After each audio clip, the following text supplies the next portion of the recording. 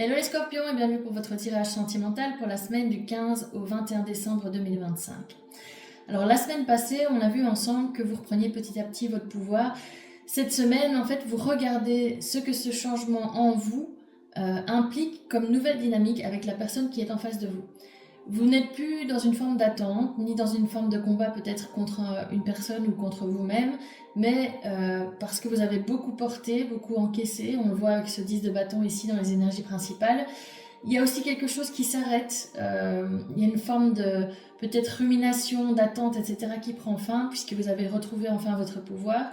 Et maintenant, vous êtes prête avec ce 4 de coupe inversé ou prêt à avancer vers autre chose. Pas parce que tout est réglé, parce qu'il y aura toujours des choses à régler, mais parce que vous ne voulez plus en fait désormais porter toute seule ou tout seul ce que vous devriez normalement porter à deux. Donc on va continuer avec les autres énergies de ce tirage pour voir ce qu'il en est exactement. Donc j'ai tiré le cavalier de denier clarifié par le cavalier de denier inversé. Donc ici on voit bien qu'il y a une dualité chez une personne qui peut être d'un signe de terre, donc Taureau, Vierge, Capricorne. Le cavalier de Pentacle, c'est quelqu'un qui est prudent, quelqu'un qui observe, qui a besoin de beaucoup de temps. C'est pour ça qu'on dit que c'est un des cavaliers les plus lents dans le tarot, parce qu'il prend vraiment le temps d'observer, etc., avant de se lancer. C'est pas quelqu'un qui va foncer comme un lion, comme un signe de feu, etc. C'est vraiment quelqu'un qui va prendre le temps d'analyser les choses avant de se lancer.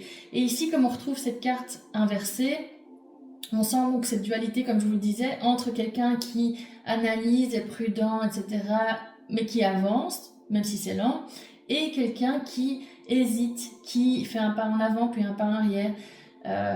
On sent vraiment que cette personne est dans cette double dynamique, en fait. Il y a une forme d'avancée, mais qui est très lente, et en même temps, parfois, elle avance et puis elle recule, parce que justement, il y a encore des blessures, des choses qui ne sont pas guéries chez elle. Donc, pour moi ici, ces deux cartes nous disent vraiment qu'il y a quelqu'un qui avance, comme je vous l'ai dit, mais qui n'arrive pas encore à avancer dans un rythme stable. C'est pas une question de manque d'intérêt ou je sais pas, une difficulté à s'engager avec vous, même si probablement cette personne doit avoir quand même peur de l'engagement, mais euh, on voit que voilà, il y a quelque chose qui bloque encore au niveau de cette personne et que vous êtes plus dans l'observation maintenant que dans l'attente. Vous attendez de voir ce qui se passe chez elle et comment cette personne va réussir à évoluer et peut-être faire un pas vers vous. Avec le 5 de coupe inversé clarifié par le 10 de pentacle, alors le 5 de coupe inversé, c'est l'idée d'une guérison, de sortir d'une forme de déception, de se détacher aussi du passé.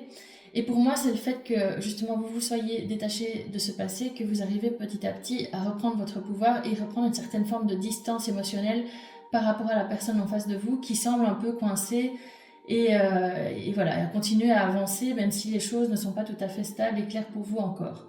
Avec le 10 de Pentacle, là c'est la carte de la sécurité, la carte de la projection sur le long terme, de la stabilité aussi. Et donc l'ensemble des deux cartes, pour moi, qu'est-ce qu'il nous dit? Il nous dit que, en fait, on ne regarde plus, comme je vous le disais, cette relation à travers les blessures du passé. On est dans une énergie plus saine. On a une vraie envie de construire quelque chose de stable.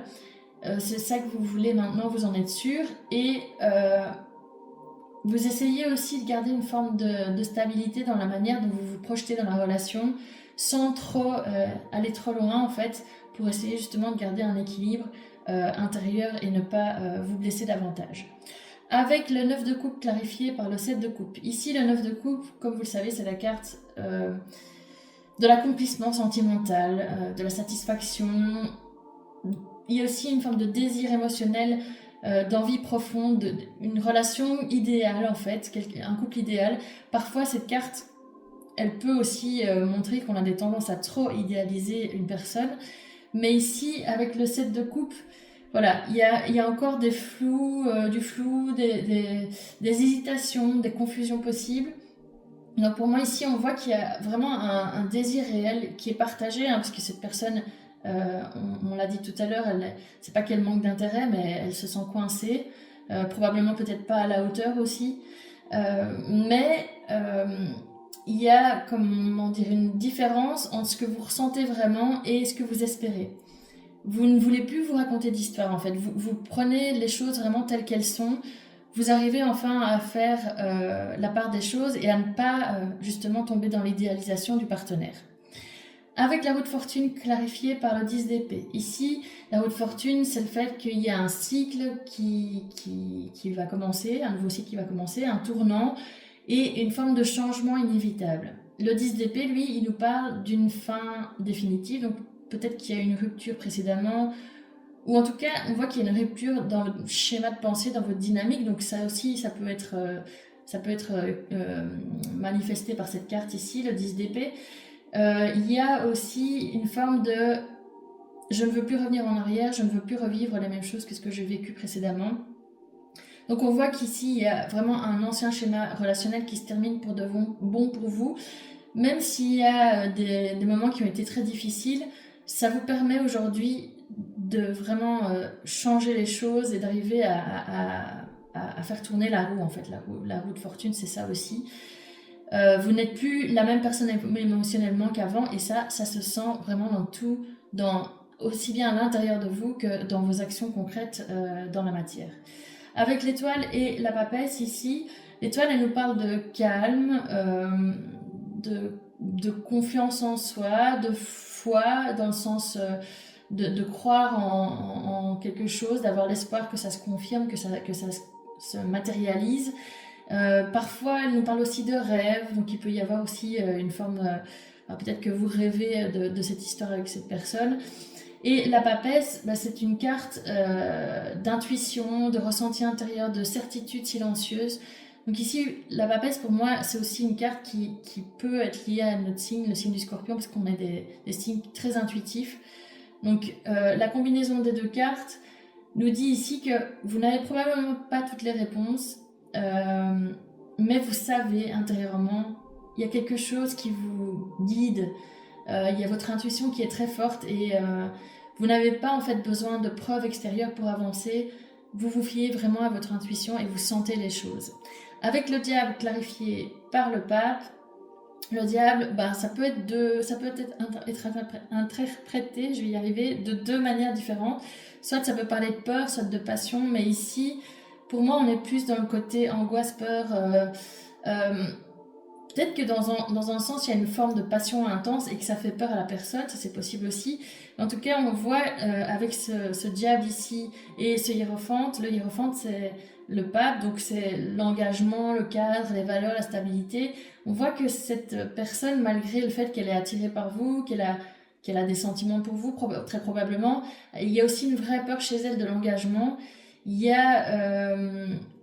on voit que ça vient de l'autre personne. Hein. Ça, ici, pour moi, ça vient pas de vous. On sent que cette personne, elle est vraiment dans une tension intérieure, qu'elle hésite encore beaucoup entre le désir qu'elle a pour vous et le fait qu'elle se sent pas encore à la hauteur pour vous offrir quelque chose de sérieux et de stable.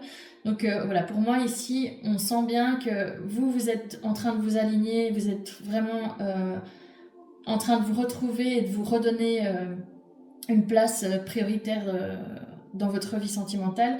Et cette personne, on sent qu'elle est vraiment perdue, qu'elle ne sait pas... Enfin, c'est pas que les émotions sont pas là, les sentiments sont pas là, comme je le dis souvent, mais c'est que voilà, il y a toute une série de choses, probablement des freins aussi dans sa vie personnelle qui font que elle est coincée pour l'instant et elle n'avance pas. Et donc vous, cette semaine, vous ne voulez plus de retour en arrière, vous voulez un ajustement. Donc vous avez fait votre part de votre côté et maintenant vous attendez que l'autre en fasse de même. Vous observez ce qu'il est en train de faire et vous êtes en train de peser aussi le pour et le contre et de vous dire, voilà, est-ce que finalement cette personne que j'attends ou voilà, que j'ai attendu longtemps, est-ce qu'un jour ou l'autre, elle va faire ce pas vers moi ou est-ce qu'elle va passer à l'étape supérieure avec moi ou est-ce que ça va toujours rester comme ça et qu'elle n'arrivera pas à vraiment évoluer et me rendre heureux ou heureuse. Donc voilà, j'espère que cette guidance vous a parlé, qu'elle a résonné en vous. Si c'est le cas, n'hésitez pas à la liker, à la commenter et puis à vous abonner à ma chaîne en n'oubliant pas de cocher la petite cloche pour recevoir les notifications. Et comme ça, vous serez prévenu des prochaines guidances que je publie.